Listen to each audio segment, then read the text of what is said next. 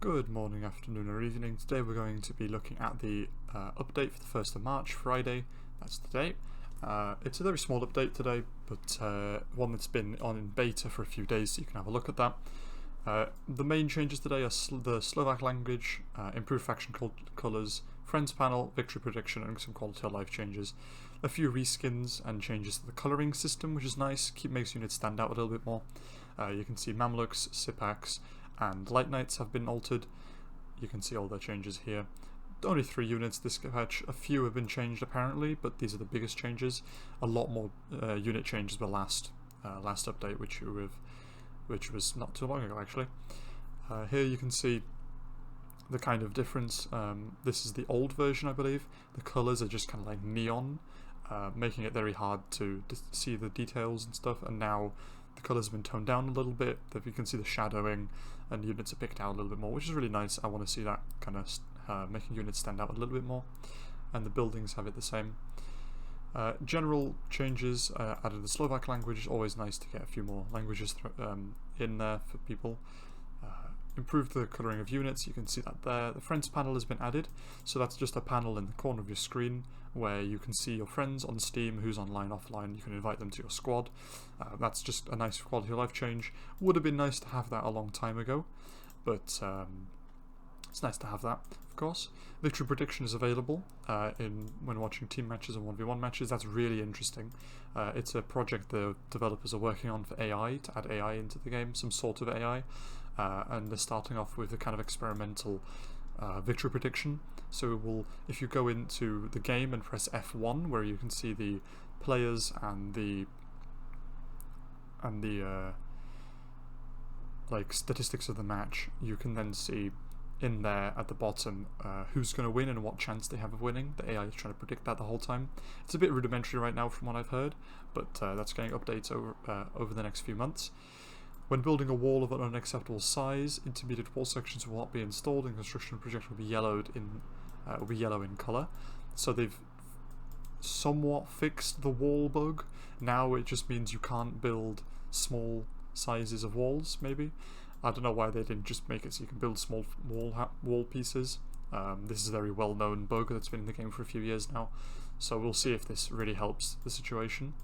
Maximum shoal depth has been reduced by 40%, and yeah, that just means the shallow water zones are smaller, which I think is a bad change. I don't think this has been a problem, because certain units, I think pretty much the only unit, the Polish amphibious tank, is going to struggle a little bit on there, because it needs shallow water to get into the water.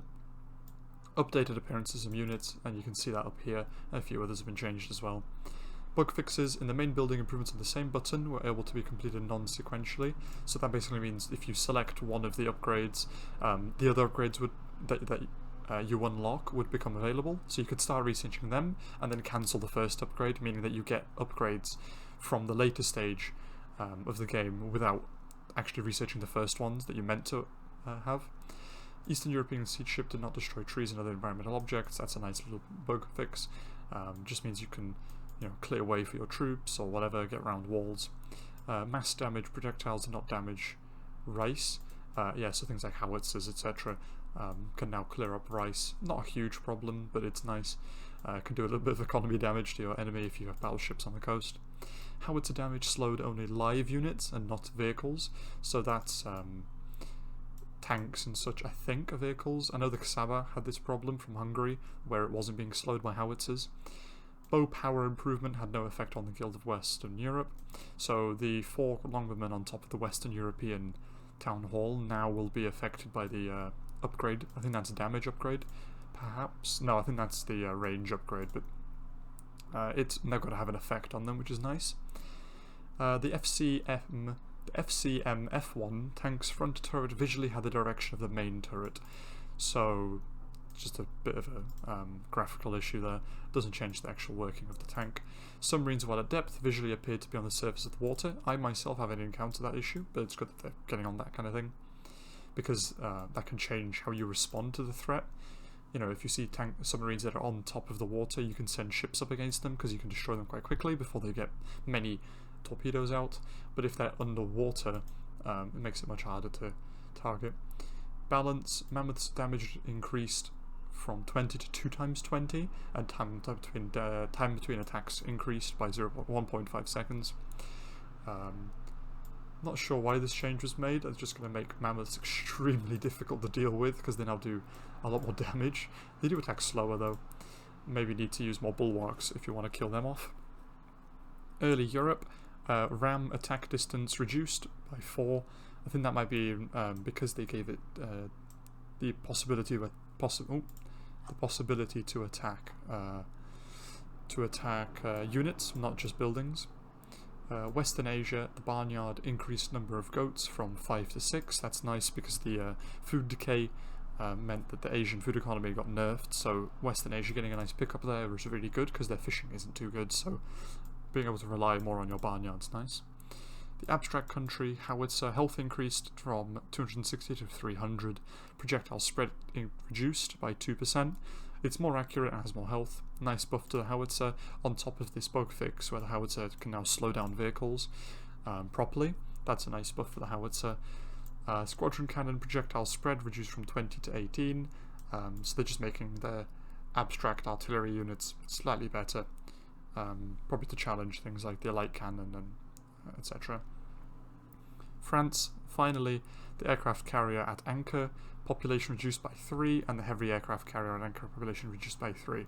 This could make aircraft carriers a bit more useful because this should really be 0 when they're on anchor, but this basically means that when the aircraft carrier is in position and can launch planes, it's going to use a lot less population, so it's more like a semi-permanent airport, which is nice usage of the actual abilities of the unit, which is good to see. Some nice changes there. Nothing ultra controversial except from the mammoth. I think that's a bit odd. Interesting to see what else they do. I want to see the AI get developed a bit further. And that's the end of this quick review. So thank you everyone for watching. Enjoy the rest of your day, and goodbye.